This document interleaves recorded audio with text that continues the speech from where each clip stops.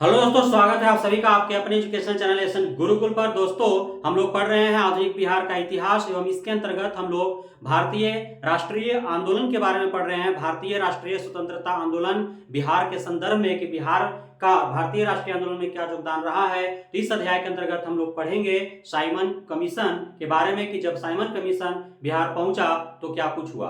दोस्तों, आप सभी को पता है कि 1919 ईस्वी में जो भारत शासन अधिनियम बनाया गया था उसके तहत जो है अंग्रेजी सरकार के द्वारा एक बात कही गई थी कि अगले 10 वर्षों के बाद जो है 1929 ईस्वी में एक जो है अस्थाई सरकार का यहाँ पे जो है गठन किया जाएगा भारत के अंतर्गत। और उससे पहले जो है क्या कुछ हुआ 10 वर्षों के अंतर्गत ब्रिटिश सरकार के द्वारा भारत में क्या कुछ विकास के कार्य किए गए, क्या कुछ सुधार के कार्य किए गए, उससे पहले जो है एक आयोग के द्वारा जो है जांच की जाएगी और उसके बाद जो है एक नए सरकार का गठन जो है किया जाएगा। लेकिन उसी बीच जो है एक ब्रिटेन में उथल पुथल मचता है, राजनीतिक उथल पथल, और 1929 से पहले ही जो है वहां पे सरकार जो है बदलाव होने को दिखता है। तो उसको लेकर के जो है जो पुरानी सरकार होती है वह सोचती है कि यदि नया सरकार जो है वहां पे जांच आयोग भेजेगा तो उसमें जो है काफी कुछ कमियां देखने को मिल सकती है। इसलिए जो है जो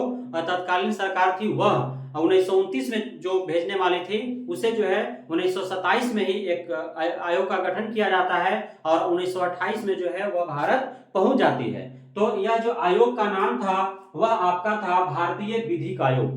वह आयोग का क्या नाम था? भारतीय विधिक आयोग नाम था। और यह जो है नवंबर 1927 में इसका गठन किया गया था। लेकिन इसके जो अध्यक्ष थे उनका नाम था सर जॉन साइमन, और उनके नाम पर ही इस आयोग का नाम जो है साइमन आयोग के नाम से जो है जाना जाता है। तो साइमन आयोग जो है 1927 ईस्वी में उसका गठन हुआ, जिसका भारतीय विधिक आयोग जो है उसका ओरिजिनल नाम था। और 1928 ईस्वी में यह जो है 3 फरवरी 1928 को यह आयोग जो है बंबई आता है, अर्थात भारत में प्रवेश करता है। उससे पूर्व जो है नवंबर 1927 में ही बिहार में लीडर मैनिफेस्टो पर जो है आपका अली इमाम सदानंद सिन्हा और इस्माइल खां जो है वे लीडर मैनिफेस्टो पर हस्ताक्षर करते हैं। और उसके बाद अली इमाम की अध्यक्षता में पटना में सर्वदलीय सभा का आयोजन होता है ना। क्योंकि इन लोगों को खबर हो गई थी कि जो है साइमन कमीशन जो है भारत आने वाला है, बिहार आएगा, तो उसको लेकर के जो है अपना मैनिफेस्टो तैयार कर चुके थे। इन लोगों के द्वारा जो है मैनिफेस्टो तैयार किया जा चुका था। उसी में जो है इसका विरोध का सबसे प्रमुख कारण जो था, चूंकि ये जो आपका भारतीय विधिक आयोग का जो गठन किया गया था अंग्रेजी सरकार के द्वारा, जिसे साइमन आयोग के नाम से जाना गया क्योंकि इसके अध्यक्ष सर जॉन साइमन थे। तो इसका विरोध होने का मुख्य रीजन यह था कि चूंकि यह भारत में क्या विकासात्मक कार्य हुए, क्या सुधारात्मक कार्य हुए, इसका जो है जांच किए जाने थे। तो यहाँ के लोगों को उसमें सम्मिलित न करके जो भी 7 सदस्य थे उसका वो सभी जो है ब्रिटेन के थे, गोरे थे, अंग्रेज थे। तो इसे लेकर के जो है यहाँ पे काफी विरोध प्रदर्शन हुआ। और चूंकि यहाँ के नेताओं को उसमें सम्मिलित नहीं किया गया था, इसलिए जो है अली इमाम सदानंद सिन्हा इस्माइल खां के द्वारा यहाँ पे एक लीडर मैनिफेस्टो तैयार किया गया था 1927 ईस्वी नवंबर में ही, है ना। जिस समय जो है भारतीय विधिक आयोग का गठन किया गया था, उसके बाद जो है अली इमाम के अध्यक्षता में पटना में सर्वदलीय सभा का भी आयोजन करके और जो है साइमन आयोग यानी भारतीय विधिक आयोग के बारे में जो है यहाँ पे विचार विमर्श किए गए कि उसको आने के बाद क्या कुछ करना है। उसके बाद जो है यह पटना में भी इसका आगमन होता है। आपका 12 दिसंबर 1928 को जो है पटना साइमन कमीशन आती है। उससे पूर्व ही 9 दिसंबर 1928 को अनुरण रायन सिन्हा की अध्यक्षता में पटना में बिहार प्रांतीय सम्मेलन किया जाता है। और इसके द्वारा भी जो है प्लानिंग किया जाता है, योजना बनाया जाता है कि साइमन कमीशन जो है बिहार आने वाला है तो उसका किस कदर विरोध करना है। तो 9 दिसंबर 1928 को अनुग्रह नारायण सिन्हा की अध्यक्षता में पटना में बिहार प्रांतीय सम्मेलन हुआ था। और आपका अली इमाम की अध्यक्षता में पटना में सर्वदलीय सभा का आयोजन हुआ था। तो ये आपको ध्यान में रखना है ना। जब पटना पहुंचती है तो यहाँ पे जो है आपका 99% जो लोग हैं वे साइमन कमीशन के विरोध में थे और इसके लिए जो है कई अलग तरह के जो है यहाँ पे उसके लिए कार्य भी किए जा रहे थे। आपका हड़ताल किया गया, जहां जहां भी साइमन कमीशन गया वहां हड़तालें हुई, जुलूस निकाले गए, साइमन कमीशन के को झंडे काले झंडे दिखाए गए, साइमन गो बैक का नारा लगाया गया। तो पटना में भी पहुंचा तो इसका जोरदार विरोध हुआ। लेकिन यहाँ पे एक जो है महानुभाव भी थे ऐसे जो साइमन कमीशन का स्वागत के लिए खड़ा हो गए, और वो महानुभाव का क्या नाम था? महाराजा जो है डुमराव, महाराजा डुमराव, है ना। तो डुमराव के जो महाराजा थे उनके द्वारा जो है साइमन कमीशन का स्वागत भी किया गया। तो ये भी आपको ध्यान में रखना है।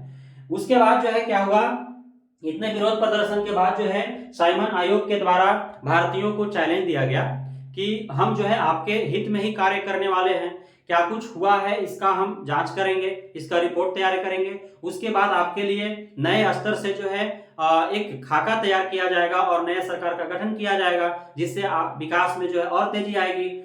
तो यहाँ पे जो है भारतीयों का कहना था कि हम लोग जो है खुद का अपना स्वराज जो है सरकार अपना बनाएंगे, है ना।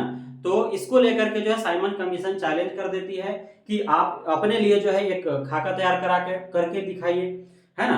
आपसे जो है कैसे सरकार आप चला लेंगे, आपसे तो कोई उस तरह से नियम सिद्धांत कुछ बना पाएंगे तभी तो आप सरकार चला पाएंगे। तो इसको लेकर के जो है नेहरू के द्वारा जो है एक्सेप्ट किया जाता है साइमन कमीशन के चैलेंज को, और नेहरू जी जो है एक रिपोर्ट पेश करते हैं अगस्त 1928 में। तो इसको ध्यान में रखना है कि जो नेहरू रिपोर्ट किसके द्वारा पेश किया गया था, तो ये मोतीलाल नेहरू के द्वारा किया गया था, जवाहरलाल नेहरू के द्वारा नहीं। जवाहरलाल नेहरू के द्वारा तो इसका विरोध किया गया था।